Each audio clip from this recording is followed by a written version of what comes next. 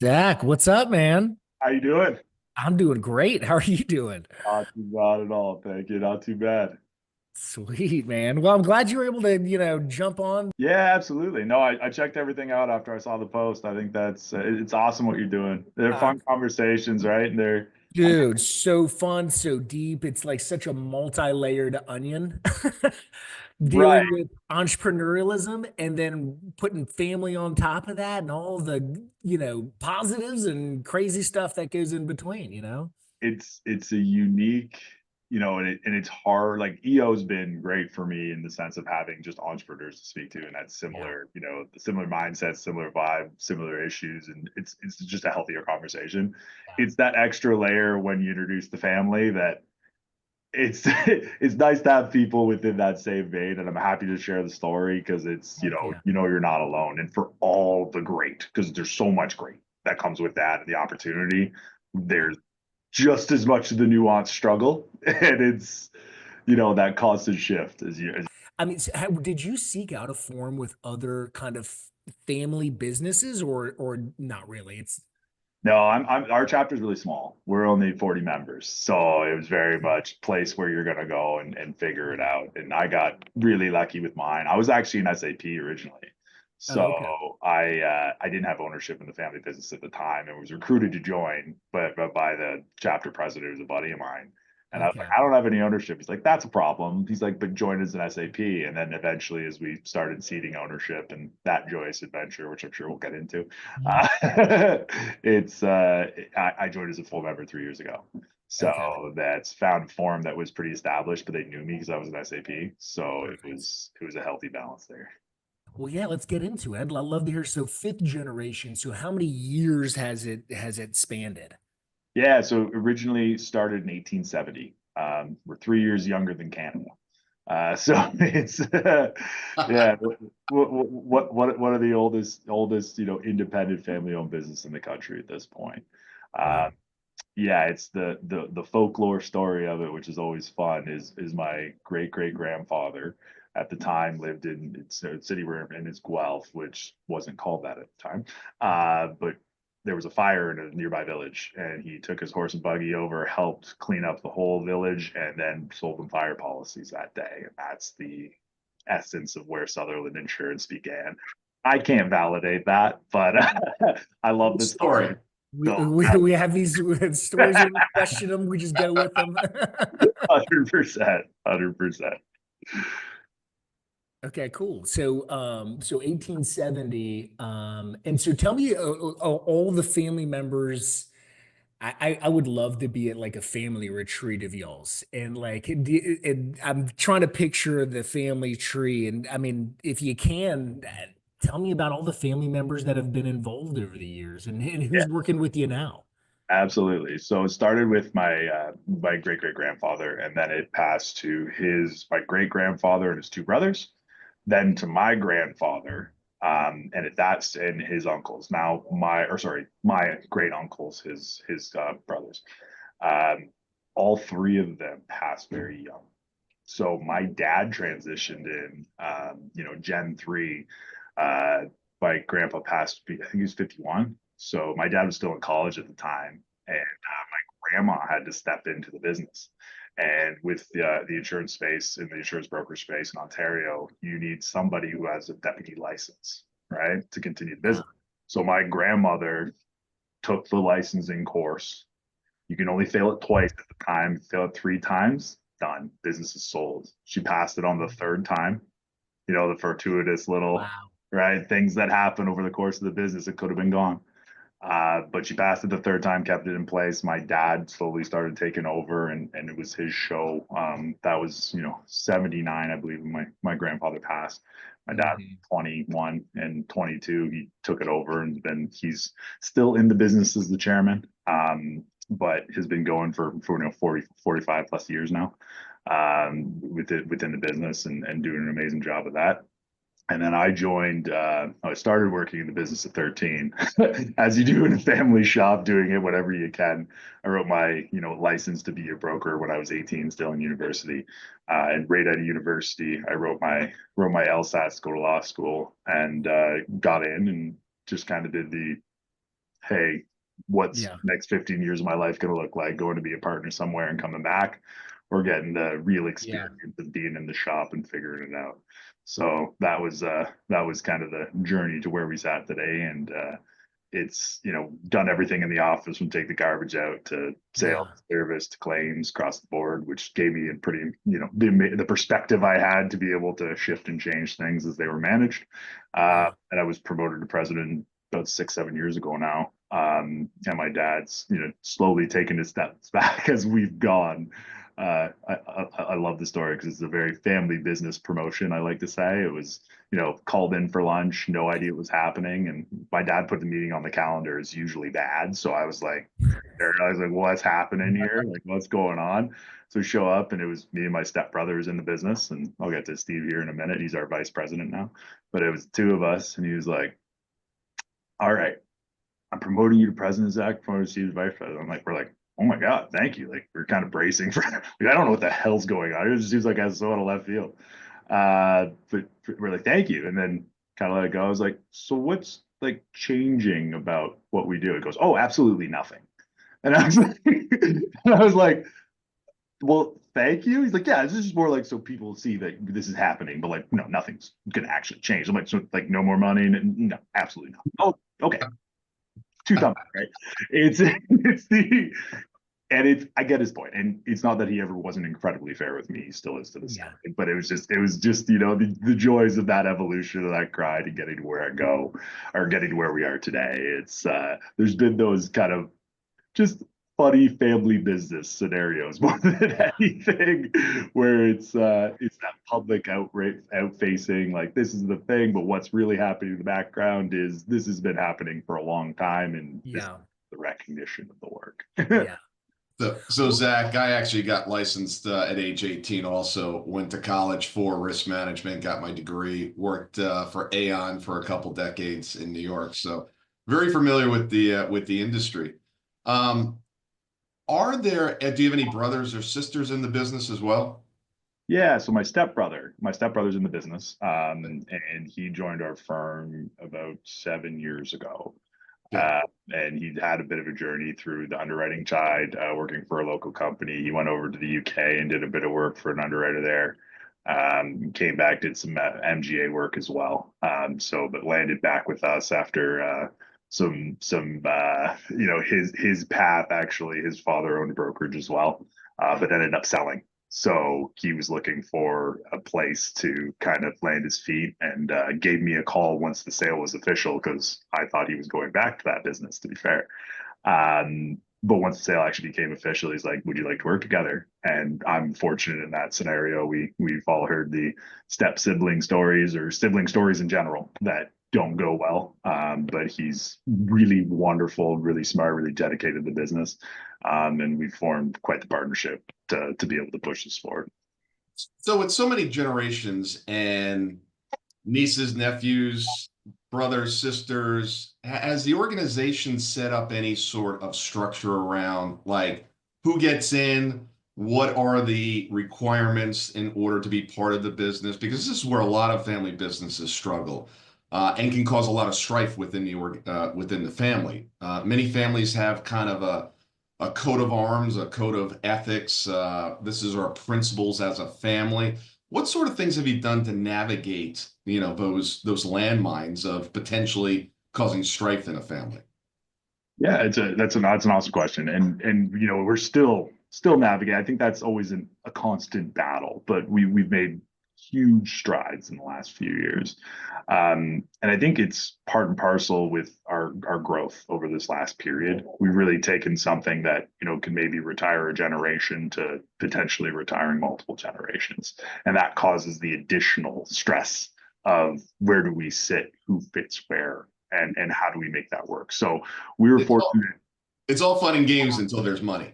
until Then there's it's right. real, right? Everybody gets along when there's a little bit of money. Then when there's a lot of money, it's like, oh, okay. Yeah, right. And we had very, you know, real conversations around and so to continue my family tree and where that potentially fits, my father doesn't have any siblings, so it's just him at that level and my stepmother. And then I have my stepbrothers obviously in the business and my sister and my stepsister. So my sister lives in New York City, family kid, wonderful job, doing her thing, lives a dream, wants nothing to do with the business, but is Yeah, as a percentage of it naturally. shareholder. And then my stepsister as well is going to be not involved with working directly in the business, but there's going to be some percentages there. So we were fortunate enough and a little bit fortuitous in our timing to freeze the business in a family trust in 2019. Good. And that was before a very aggressive growth curve hit and an aggressive change in the valuation of my space as well. So we're in a wonderful place right now to have these conversations and have been having them to say, hey, how do we treat this fairly? How do we reward the people who are doing the work that is creating the growth? And how do we also use this tool and the trust freeze that's set up to establish and make sure that everybody is fairly treated? And that's been facilitated by our accountants, our lawyer. We have a bit of a trust advisor as well. To have really, and we're not to the finish line here, but we've had a ton of really great conversations as a family that are so hard to say like, hey, it's, I can speak from my personal perspective. Until my step family came in, I thought I was getting, at least half the business, if not more of it, when I found out my sister wasn't going to do it. So it's, as the dominoes change, we had to have very been in hard conversations with my dad to say, what are you going to do here? And more importantly than just having the conversations is papering it. Yeah. And that's it's, you can have great conversations, is all to the end of the world, but the personal struggles I had where I was seeing the business do this, growing organically by between 18 to 25 points a year, and the valuations of the industry increasing from 6 to 8 times EBITDA to I've seen 14 to EBITDA now in the space over the past. It's recurring revenue. Exactly. It's the model. It's the original subscription model. It's original SaaS. That's how I always phrase it. It's the original SaaS model. Started hundreds of years ago, right? It's the first one that ever really existed. And so it all ties up. And I'm seeing this go, and I'm like, hey, like, as dad stepped away and stepped back, and I'm doing the work, and now Steve, my stepbrother, stepped in and doing the work. It's like we're driving this growth valuation. Right. It's just not happening by itself. We're the drivers and the creators of this. Yeah, and you drove it to here, and that's awesome. And this is where the freeze comes into our, our attribution as well. Very fortuitously, not saying we planned it this way by any stretch, where we can establish a little bit of that was the timing that we really did take over. And so we're having those conversations now of where the post-freeze shares are shifting to and how they shift. That's brought me a lot more comfort because we've started to, obviously, I mentioned joining EO earlier, and you need the shares to do it. So I've begun that sessioning of shares in the post-freeze environment. That's given us a lot of creative freedom to not jeopardize the financials of the family business in a forced buyout scenario that could be strapping, where I know, and I'll share the story of I mentioned my grandfather passed away very early. So in 2013, my grandma passed away, and in that situation, we had a tax liability of about $3.7 million for a business that generated at the time about $4.5 million in revenue, because the business was in that trust from 79 to 2013. So we had life insurance policies and cash reserves, but the strategy and the planning behind it was piss poor, entirely fair about where it landed. And of course, you learn that after the fact, after you pay the bill. And that's what's really sent us down the path of like, hey, and Dad and I have this conversation over the time. I'm like, I don't want to be in your position ever. How do we stop it? How do we make sure it goes to me and then my kids and everything that goes with it in a way that doesn't ever bootstrap the business, is fair to everyone, and we can keep this train rolling? And this is really what led us to create the blueprint that Trevor and I created. And that is, how do we keep a multi-generational business or first-generational business moving efficiently, effectively? Tax liability, obviously, is a big piece of it. Trevor owns a CPA firm. That's a big piece of it. But just the nuts and bolts of it, right? Imagine if today, if something were to happen to you, Are you married with kids? Yeah. Yeah. Two girls, 6 and 3. Right. So you're married with kids. Fortunately, you have a stepbrother that's in the business. So if something were to happen to you, he knows how to run payroll on Friday. He knows how to run the business. It would be a loss, but it wouldn't be a tragedy because your wife doesn't need to step in and run the business tomorrow, right? So you're actually in a good position.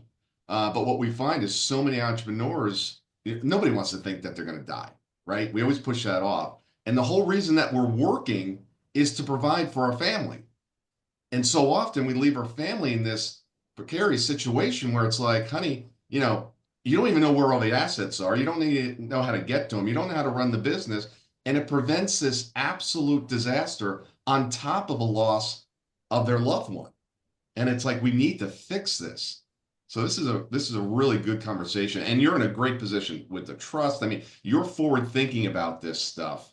So intentional. Yeah, but so many people don't because we don't want to. It's like we're going to live forever. We're going to conquer the world. Well, I'll share this story to that topic because I appreciate the sentiment a ton, and it goes back to philosophically a little bit how I think about business, and I only think about my business, although no intention of selling for a long time, but I believe it's only as good as if what it's worth tomorrow, and it's only as good as if I die to this point. I'm comfortable looking at my mortality in that way to say if I'm gone, could this keep going?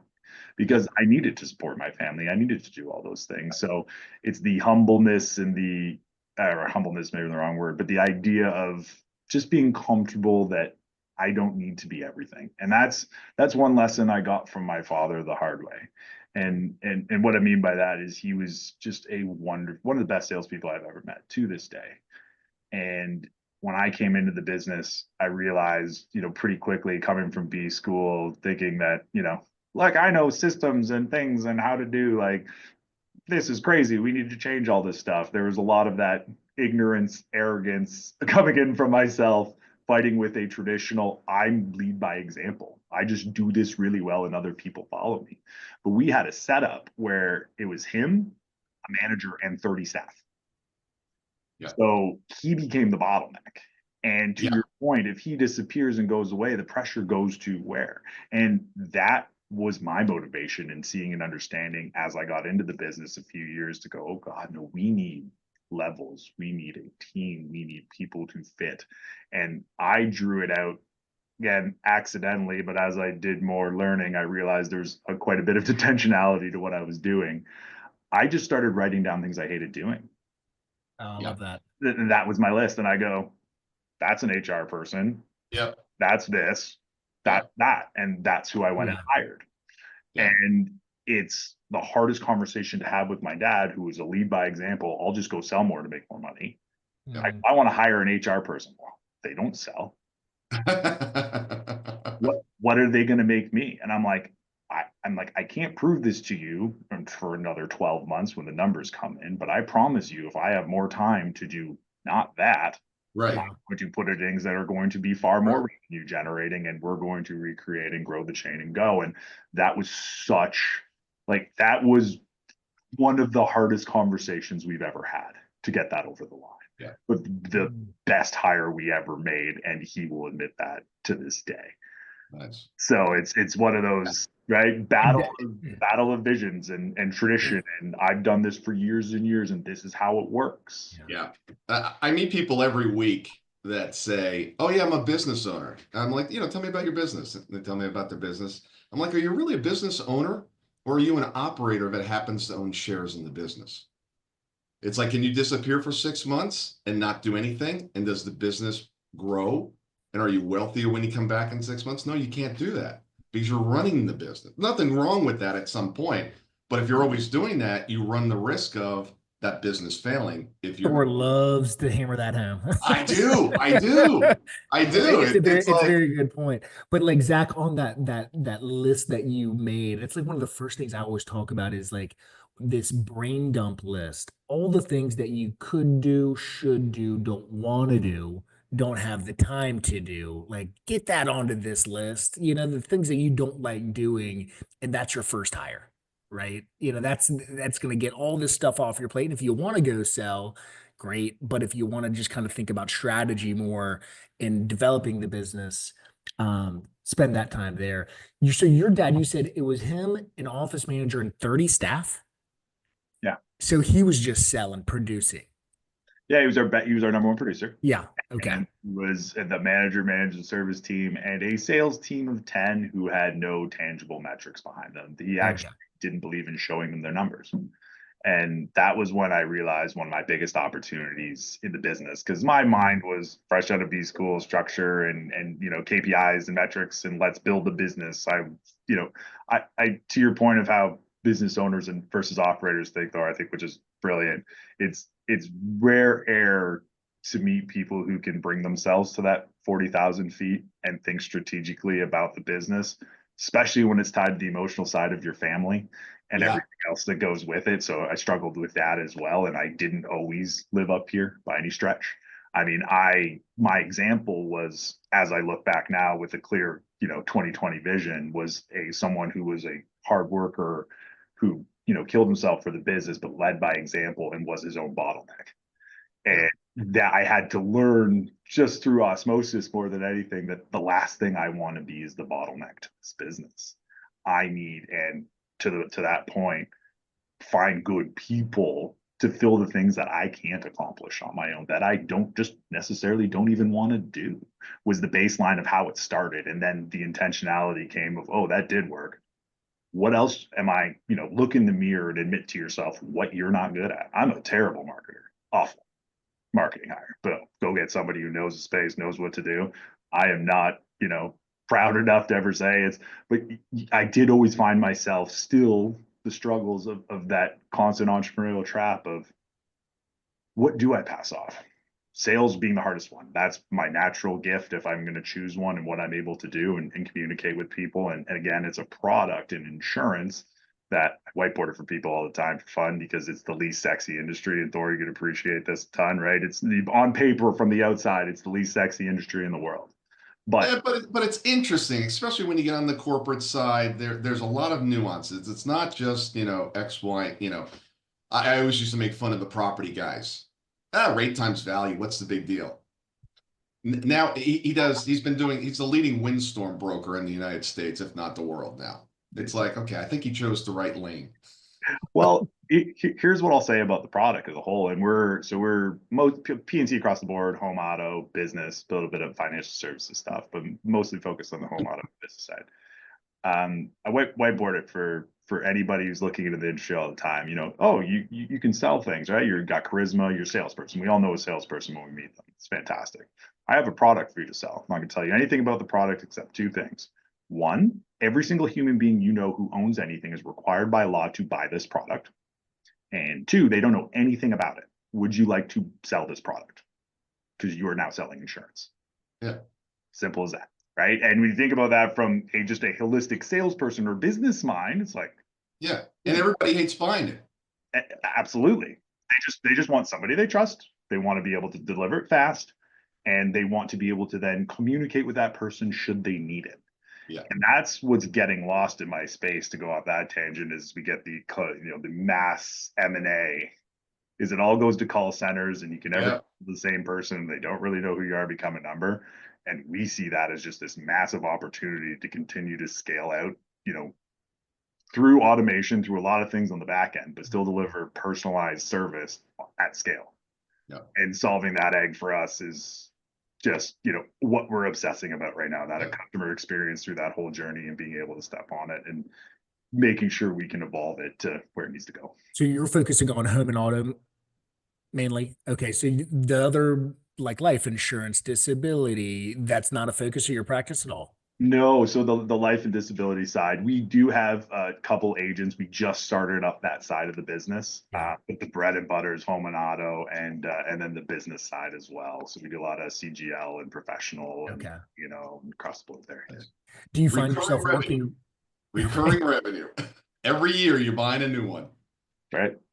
Absolutely. Do you find yourself working with other families, and kind of talking about your story, and kind of, do you use that to kind of leverage your marketing and your story at all? No, really, not enough, not enough. And I mentioned I'm a terrible marketer, so it's something we're not shy about it by any Yeah. stretch, but it's not the focus of what we push to date. Okay. Um, we really focus on, and I think we can sell a brand in our space, but again, if people don't understand the product, are they going to take them time to understand the brand? So we Mm, really focus on the personal relationships because they're trying to find somebody they trust and build a relationship with. And yes, we're not going to shy away from the fact that they work from a 155-year-old family business. That's part of it.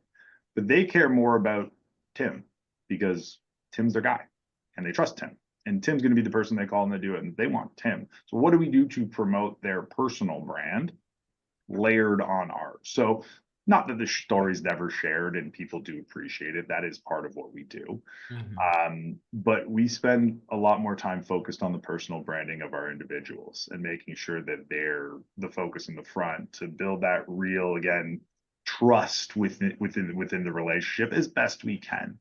And our, corporate brand, if you will, is less of a focus, but we just in-house marketing like 2 months ago. So new frontier for us for how we're going to attack this a little bit differently, but it speaks to how much low-hanging fruits out there. Because I got a marketing budget, talking about the joys of the family business. I got a marketing budget about 2 years ago for the first time. So we've been doing this all with $0 of marketing. And now we have some of that, and I'm learning the hard way by trials and tribulations of where to go and what to do with it. We're really excited about where we found ourselves through that experimentation and what we're going to be able to do going forward. I would actually contend, Zach, that you're an excellent marketer, but you're not using a megaphone to shout to the masses. You're using your own voice to market Zach. I appreciate that. I appreciate that. I Right? think I mean, that's what it is, right? It's just the vehicle which you've chosen. You've chosen an intimate one-on-one marketing campaign to build rapport, and that's been effective, and it's very effective. And too many people in business lose sight of that, and they just want everything through a call center and click this button, buy your thing here, and I don't even know who you are. and it becomes and especially like in Ontario where we are the for auto insurance, we're the second most expensive insurance market in the world in Ontario. Wow. So we talk about the price per acquisition, like you buy a car insurance, depending on where you guys are. The average cost of car insurance in Ontario is about 1,800 to 2,000 per vehicle. So these aren't like just throw the credit card down and go $50 a month and see you later, like your Netflix subscription. There's serious money people are paying to be able to get. Now, the coverage we have in Ontario is some of the best in the world as well, in terms of the depths it goes to for medical and other sides of it. So there's reasons. It's government run, it's set up that way, the rates are regulated. So it's all tied to what that is. So we talk about the regular home and auto transaction, like to a family unit. That's upwards of, if you're going 2 cars in a home, you're approximately $5,000 a year. Like that's your average client base. So these aren't small things. So when we talk about, the comfort of being able to go online and not know what it is, and then we're putting a policy together that if we do it wrong and your asset, the most expensive asset you built in your home, is in flames, you're going to trust yourself to click the right 4 buttons or have the right 3 questions to make sure that's done the right way. And the great part, and I'm very much a glass 75% full guy, in case you couldn't tell, but the great part about all the changes happening and how much more technical and the challenges of weather and the industry and everything that goes with it is it just as job security for us. Because the harder the product gets to understand, the more value we have being able to sit down and be willing to take the time to explain it in enough detail that the person understands and we can give them the product they actually need, not the one they can click 4 times to get that probably doesn't actually fit what's going on. I love how passionate you are. Like it's just Yeah. like it's just oozing out of you. I'm curious about like across the dinner table, at Christmas, etc. Do y'all ever turn it off? Do you have to consciously say, like my wife and I had date night last night. We're not talking about business. 10 minutes into the drive, we start talking about business. It's like we can't help it sometimes. Tell me about that. Do you all have to try? Do you embrace it and say, "Hey, we're never turning it off," or do you say, "Listen, we need to be a little bit more intentional," or does it ebb and flow? I'd love to hear about that.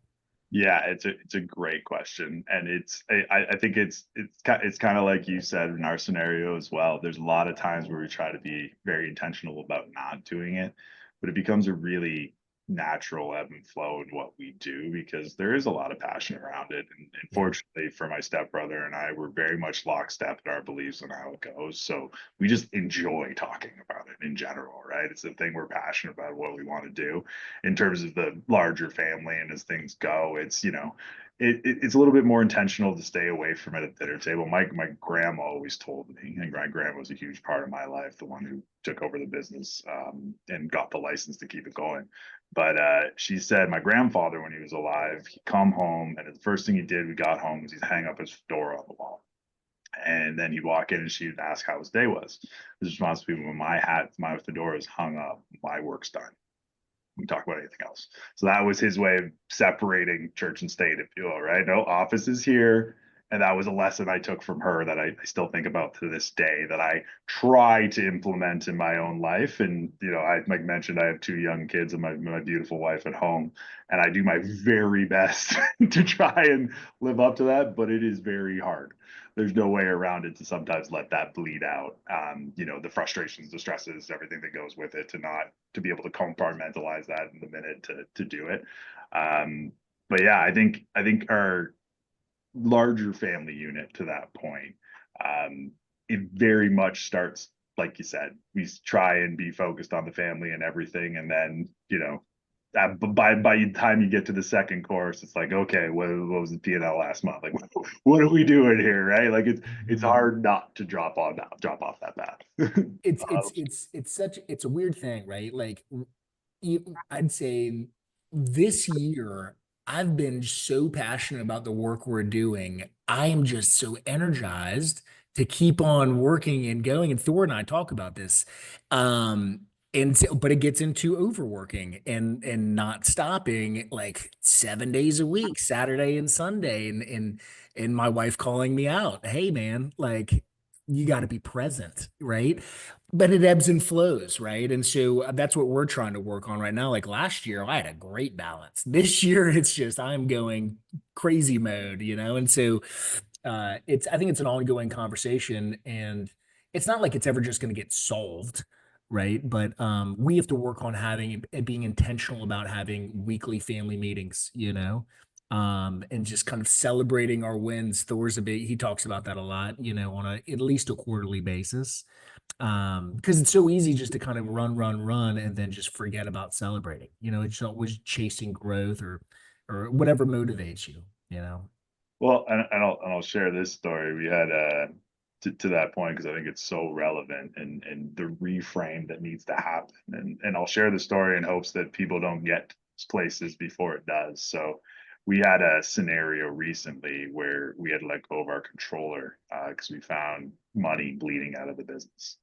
And we'd been in such an aggressive, exciting growth mode. The family unit was just excited about dollars and cents coming out. And all of a sudden, the stresses of those dollars and cents, as things were growing so rapidly, started to really creep up and be everybody's focus. What am I getting out of this? And this crisis hits, cash flow goes to shit in a day, and we're sitting, this is 3 months ago, so it's very fresh, and the reframe we got out of that was like, okay, like, wait, we do ultimately all actually care about the family business, and the actions of the rest of the family surrounding it scream that. So although over that period we were, starting, the things in your back of your mind being like, hey, like, there's people pulling out resources that probably shouldn't, but fortunately we're flush and things are moving, to crisis. If they're going to keep expecting this, we're done. Like, that's it. This business is over. And now their reaction be like, no, no, no, we're good. We're going to find our way through this. We're going to work our way together. And so that crisis of, the tie of, again, this goes to the good side of the family being the business. Mhm. These are shareholders who just care about the bottom line. Right. Huge, huge issue. That's beautiful. So you're saying y'all went through a little cash crunch and essentially had to freeze dividend payments or distributions to family members, and Exactly. everybody agreed, transparent, and moved forward. And this is just a The, hiccup. The support, yeah, the support we got out of it, given what occurred. It was just a comedy of unfortunate errors that caused a mass Yeah. tax bill, Well, you've unfortunately. been around 155 years, right? Big. Your family is very long-term thinking, Yeah. right? Which is a big challenge with any Gen 1, Gen 2 business. I mean, your first goal as a Gen 1 company is to make profit, right? To put food on the table. So we're kind of very short term. But especially when you're working with partners, if it's a capital reinvestment, a new initiative that you might be going, a new market you might be going into, not everybody's going to be bought into a short-term cash crunch. It's the first hiccup in the road that many companies have of like, are we going to agree to see beyond the next 6 months for this 3 year, 5 year, 10 year vision? When your And company is 3 years younger than the country, I think you have a moral obligation to keep it going. I it, mean, like, just keep going.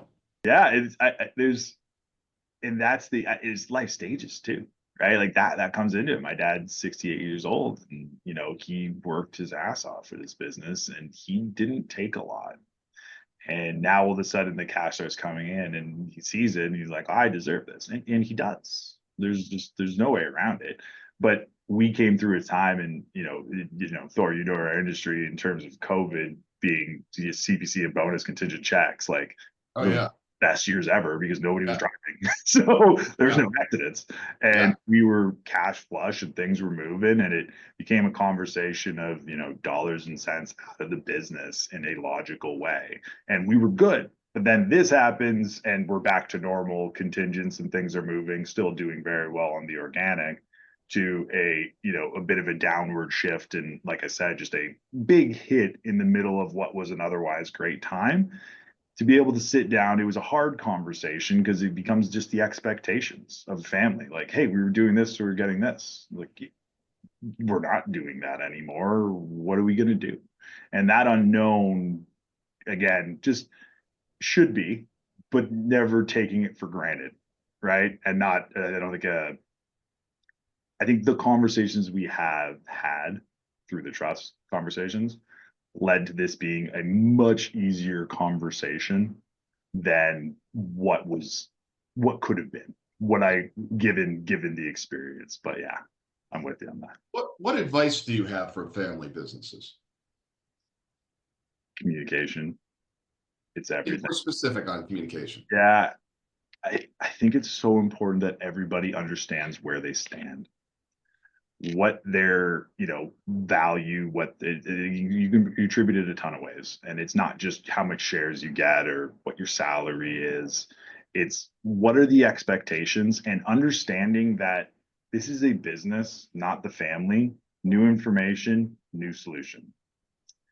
Because in a family, it's often these are the way things are, and we love each other, and the love's solid, and all those things are true. That's a different relationship than the business. If there's something different in the market and things change all the time and things are constantly moving, you have to be flexible to whatever that business is, but you have to communicate those changes in a way that's healthy, or that resentment between family members can pile up and build up to a place that causes this to go. And, the stresses, the joys of success are only equaled with the stresses of success in terms of to what I kind of got to earlier, more money equals different conversations. And Yeah. if you're not constantly having them in a healthy way, it can derail what's otherwise a really great business on the whole. Yeah. And obviously document that in writing. What are the expectations? What's the process? How do things change? Do you utilize any outside advisors in order to help kind of remove the internal, hey, they're the professional, they're going to help us through this phase. Have you done that, and has that been effective? Yeah, so going back to the 2013 incident with tax implication, it started with our accountant, and our accountant he's incredible, but he really piggybacked putting a team together that included a lawyer and a specific trust advisor. So having those three kind of coordinate everything we're doing and allowing my dad the time and space to understand what it means and that it can change and that it's malleable and he's in control of it took its time to get through what the purpose and the goal of this whole thing was. But we've gotten there through time and communication, but it's without that, without the outside help, we would have been entirely lost. We would have never been able to do it. And do you use outside advisors to help structure the communication with the family of, what's expected? That was more specifically my question. Yeah, sorry. No, I think that's entirely fair. Yes. So there's an annual meeting we have on it now that is really driven by what's changed, what's happening. Yeah. And we're, not always with the whole family unit, but certainly the family unit that's working in the business right now. And when we need to bring in the extended family unit, we do, and it's usually moderated by one of those individuals. Yeah.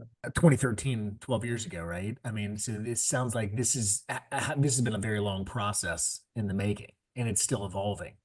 You're going to always find something new and something interesting. I think we've just, when you get comfortable and things are settled and things are at a kind of good spot, so a new challenge comes up, like our crisis I mentioned this year a little bit earlier. So that kind of can shake the foundation. You wonder how things go. But the key is we went from not really understanding anything a few years back, and that's difficult for even myself, where I was going through it and my dad has complete control and I'm seeing the business do this. And I don't know until 3 years ago if I'm actually going to get any of it. Like, I've had the conversation. He said it to me. I believe him, but there's nothing on paper that says that that's true. And what happened if something happened to him in the meantime? What would happen? What would happen? Yeah, I had no idea. Yeah. So we're now in a place where I do know, and I have seen it, and I see where that paper goes. And it's been communicated to the family accordingly, and everybody's comfortable with where they sit today. But, as we do this, that trajectory may change again. Yeah. If we continue to grow, there's more conversations to be had. And it's nice with how we set up the trust, and it's our ability to take it to whatever place we need to before we wrap it up. Is we have the time. We have the time to do it, but my drive towards the business, my personal drive towards the business went like this as soon as I saw it on paper. Yeah. And I think that's the key to it all. It wasn't that I didn't believe my dad. Of course I believed him, but it's entirely it just knowing where it stands. And to the point you made earlier, if husband and wife, if that's the scenario and the wife comes in or husband comes in when the wife dies of this, whatever it is, they don't know anything about where anything goes, the stress and the nightmare that can cause, and the otherwise was built and set up to be ready to go, is something that's constantly on my mind. So I wanted to be sure of where I was going, what I was fighting for, and what was my effort worth it. So in terms of that, love and passion for the business, it's not that it ever waned. It was just simply, I had this thing in the back of my head that said, who am I doing this for? Yeah. And I think that's easy for anybody in any business, let alone a family business, to go through. And probably a harder conversation when you're talking to your dad or somebody than you are to your boss as you're going through it. So I'm curious. I'm curious about the kind of the personal continuity for you. You've got a 6-year-old and a 3-year-old. What are your intentions? I mean, you're very long-term thinking, obviously, as a family. Have you spoke about between you and your wife or your parents, about the kids? Yeah, so Chet, in terms of potential, my nothing would make my dad prouder than seeing Generation 6 work in the business. And I go back to my time, and my parents were amazing to me. They encouraged me to do anything else I want. But my grandma was like, as soon as you're done school, take your ass to work, right? Like, go figure it out. You know where you belong, kind of thing. And which I always loved her for. She was amazing, but it was very intentional there. I think I think to the point of the kids and what's going on, like the nice part about the trust setup is we're already talking about how we're protecting their future to start with. That's priority number one, where they want to go in their life. And, will our 55-year-old family business still exist by the time they're, ready to go? I sure hope so. That's absolutely my intention. I would love to be able to push that. Um, there's also, the thought of our industry and how it could evolve and change and all the, the prevailing winds of maximizing the value and what makes sense.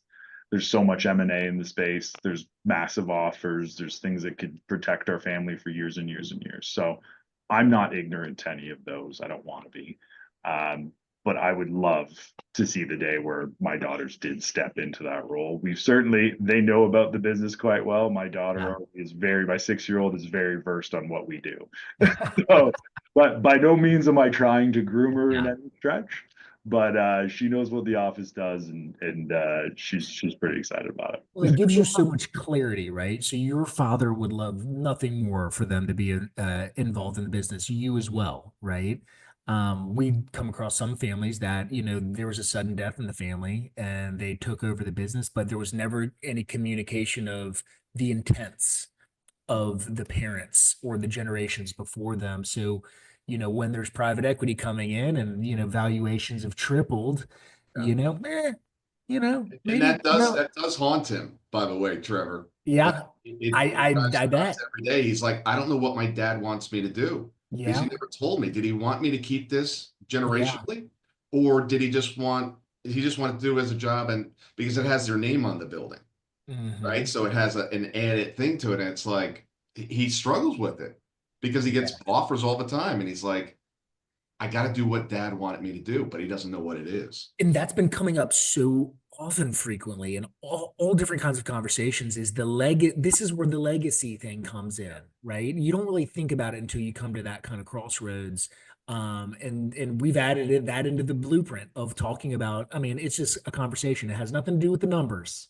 Yeah. It's about what your vision is, what is driving you, because through the ups and downs, that longer term vision that's what keeps you going, right? You can lose money, but if that vision is intact, who cares about if I lost a couple, some dollars, this month or this year, because that's what I'm driving towards. And to speak to that, my dad has always made it very clear he would never sell this business, and Good. and he wants it to continue on, Jen. Perfect. You got that box checked. Absolutely, and that's one thing I'll say. And I love it. So a funny story, because to your point of my industry, M&A is huge. I get calls all the time, and I always used to handle them the exact same way, even from when I was 25, and I didn't have a title at that point in the business, but they saw this last name Sutherland, and Sutherland's on the wall, so they assumed I was somebody. I'd get calls all the time. They run through their pitch, and just before they were ready to ask me to go for lunch, because that was always the way. I skipped a lot of free lunches. I regret that now. I should have gone, but I'd always say the same thing. And they get to that point, I'd be like, listen, before we go to lunch, let me make it really easy for you. $100 million. Yeah. They're like, what? I'm like, Yep. yeah, 100 million. I'll walk away from 150 years of my family for $100 million. No problem. Right. Yeah, I can be bought. Totally fine with it. Yeah. Sure. Perfect. No, yeah. Makes There it you go. very clear. They're like, oh, don't think you're there yet. I'm like, okay, well, Okay. call me when you're ready. Back.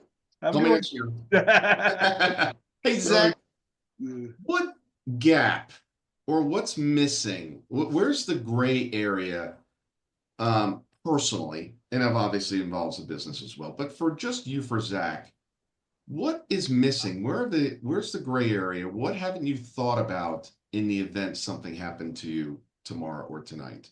What piece haven't you documented? What bit of information have you not passed along to your wife that you're missing? Where's that? Where are the gaps?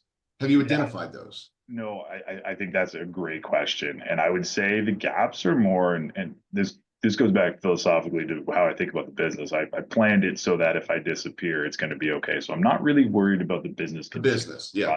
Ready to go. But to your point, I've spent so much time focused on that. You haven't done it on personal. I've rarely done anything other than had very verbal conversations about this is the plan and this is how it goes, but I don't even really have the paper to show you that yet. So what would my wife do in that moment? Now I know that, knowing the family and how it goes, I know she would be more than taken care of, and so my kids, and that would be it. But would she have any idea how that's structured or how that works? Absolutely not. Well, this is my shameless plug. This is not for you, Zach, but everyone watching this video, that's what we've created. We've answered the questions, and it's taken us, and every day there's new things added onto it. It's like, oh, I didn't think about that.